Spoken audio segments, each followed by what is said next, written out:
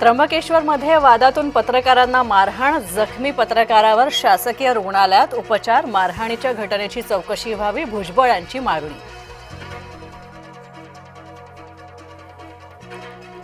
कोल्हापुरात पडळकरांची काढली प्रतिकात्मक अंत्ययात्रा, तर कुत्र्याच्या गळ्यात फोटो लावून शरद पवारांकडून निषेध व्यक्त.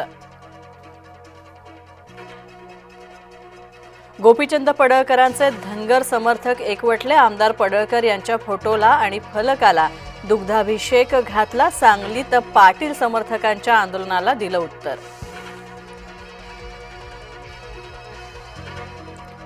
आमदार पडळकर यांच्या विरोधात सांगलीमध्ये आंदोलन, जयंत पाटील यांच्या समर्थकांचा सांगलीमध्ये रास्ता रोको. गोपीचंद पडळकर माफी न मागण्यावर ठाम. गरब्यात मुसलमानांना प्रवेश नको, विश्व हिंदू परिषदेचं फरमान, तर हिंदू मुलींना फसवून फूस लावण्यासाठी मुस्लिमांकडून गरब्याचा वापर होतो, विश्व हिंदू परिषदेचा आरोप.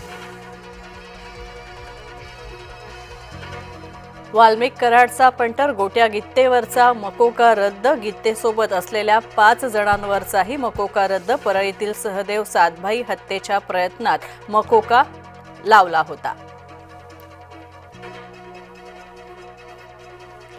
आजपासून मुंबईत दिवसभर अवजड वाहनांना प्रवेशबंदी. नवरात्र उत्सवामध्ये मुंबईतील वाहतूक सुरळीत ठेवण्यासाठी महत्त्वाचा निर्णय. अवजड वाहनांना मुंबईत केवळ रात्री 12 ते सकाळी 6 दरम्यानच मिळणार प्रवेश.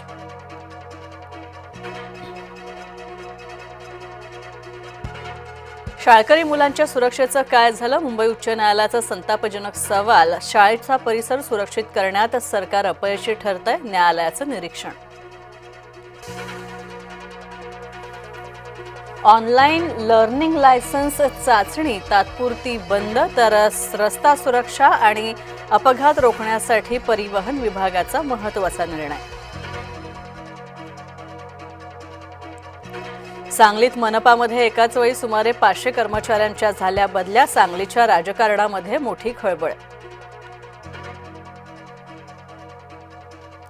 फडणवीसांचा जयंत पाटलांवर राग, खासदार संजय राऊत यांचं वक्तव्य, तर पडळकर यांच्या वक्तव्याला मुख्यमंत्र्यांचं समर्थन, संजय राऊतांचा दावा.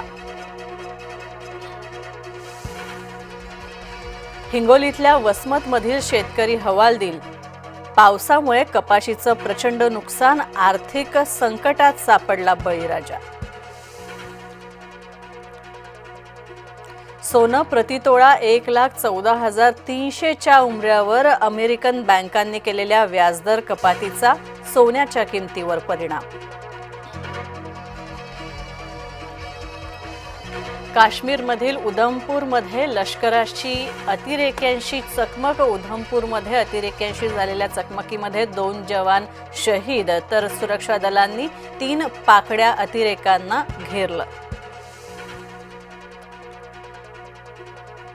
मणिपूरमध्ये सुरक्षा दलावर हल्ला, आसाम रायफल्सचे 2 जवान शहीद, 4 जखमी.